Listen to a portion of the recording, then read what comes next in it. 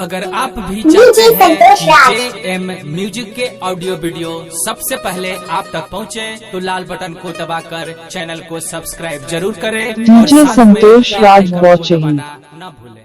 प्रेम से बोलिए सरस्वती मैया की। डीजे संतोष राज पर सवार मैया बीना बजाबे छै। डीजे संतोष राज वॉचिंग भैया बड़ निक लागे छै।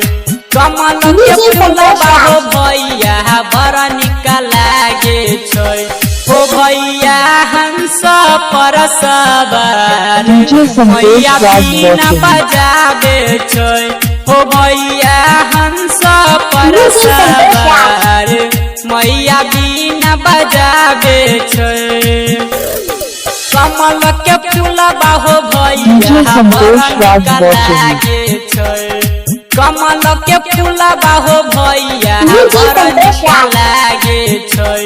ओ भैया हंस पर सवार मैया बीना बजाबे संतोष राज छै। वॉचिंग ओ भैया हंस पर सवार मैया बीना बजाबे छै।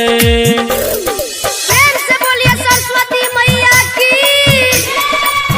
डीजे संतोष राज वॉचिंग मैया बीना बजाबे छै। डीजे संतोष राज पर सवार मैया बीना बजाबे छै।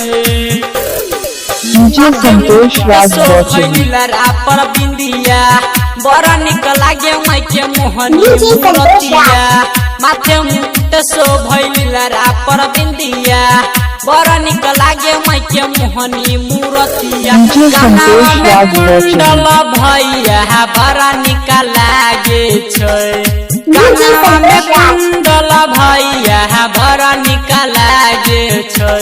ओ भैया हंस पर डीजे सवार संतोष राज मैया वॉचिंग बीना बजाबे छै। ओ भैया हंस डीजे पर संतोष राज सवार मैया बीना बजाबे छै।